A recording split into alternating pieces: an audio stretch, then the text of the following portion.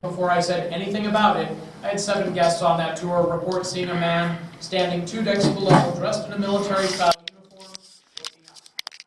By the time I got over there, I didn't see anyone down there.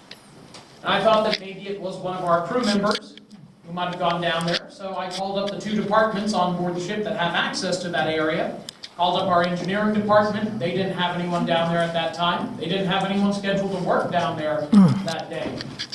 At the time this was reported, our engineering staff was at the opposite end of the ship on their lunch break. And I did call up our security staff to be informed that our security officer who was on board the ship, taking his rounds, was on the sun deck at the stern of the ship. Complete opposite end. So what they saw down there was not a Queen Mary crew member. And I don't know what it was. Now, some people think that those sightings might be linked to bodies that were found on board following the wreck with the HMS Curacao. But many psychic investigators believe that those sightings are connected to POWs that were transported on board the Queen Mary during World War II. The Queen Mary did transport POWs or prisoners of war on several occasions. And unfortunately, the records that were kept on board the ship are still sealed. So we don't have a whole lot of information about where POWs were kept on board the ship during the war. Now, we have done interviews with those who sailed on board the ship, and many of them have stated that the POWs transported on board the Queen Mary were actually kept at the stern, the back of the ship. But there was also a brig for those who misbehaved. That we don't know its location on board. And many psychic investigators believe that it is in the decks directly below us. So those sightings could be connected to the wreck of the Curacao. They might be connected to prisoners of war who were transported on the ship. It is something that we cannot really confirm until we have access to the records that were kept on board the ship during the war. And we have no idea when that's going to be. Excuse me. Squeeze by you here.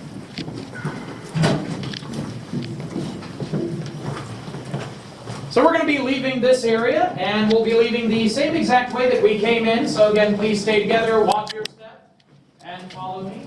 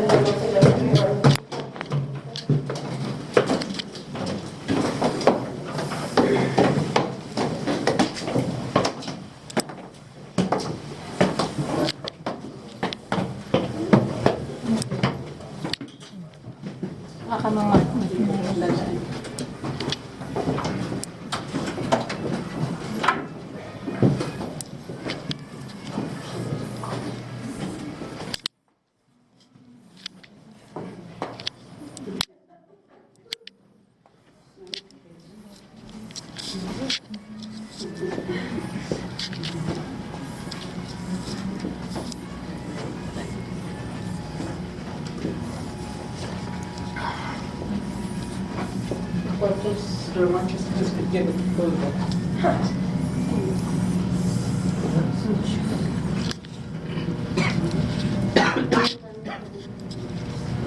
Hasta eso se están contabilizando. ¿Cuál? ¿Cuántos torneos que cuántos torneos estaban?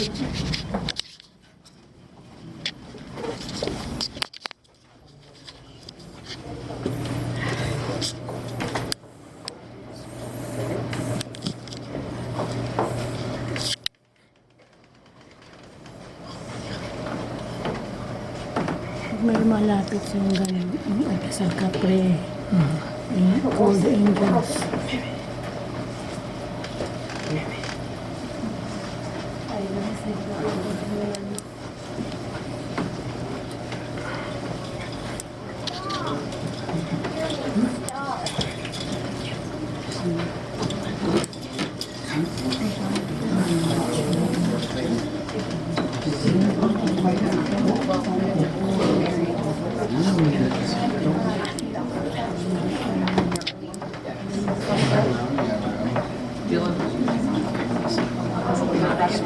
The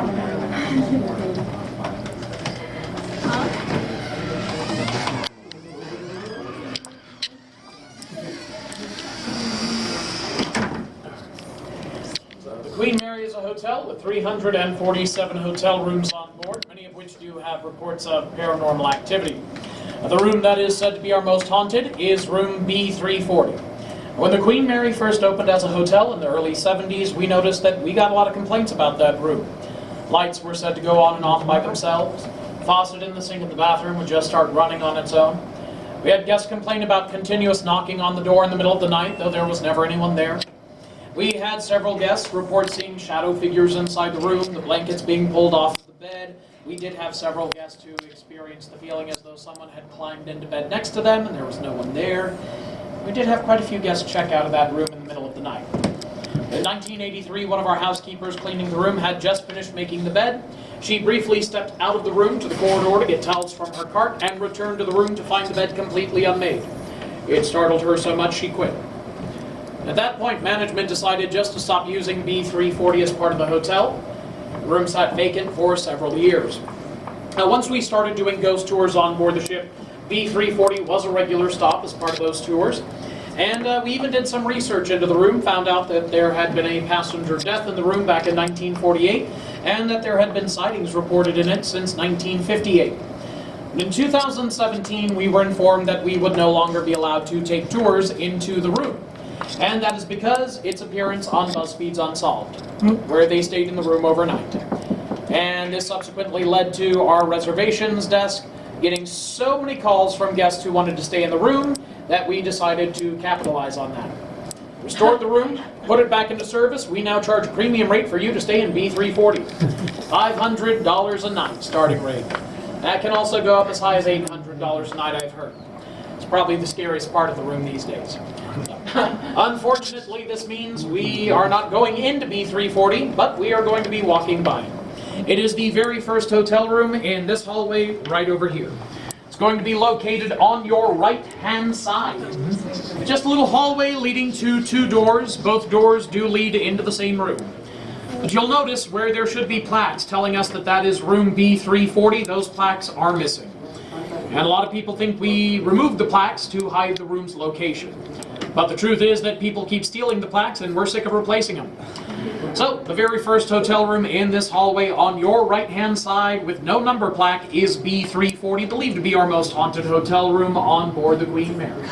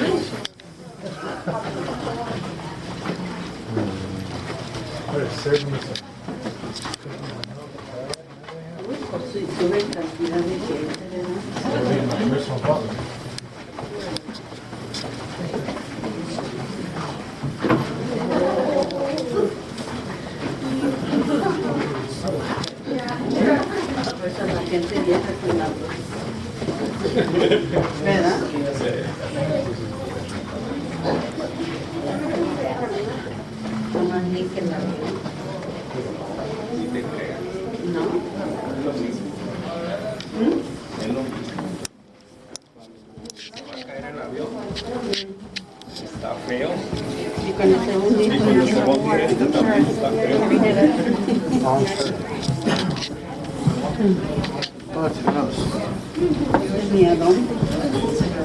Pero cuando chocas también está feo. Oh, it's a swimming pool.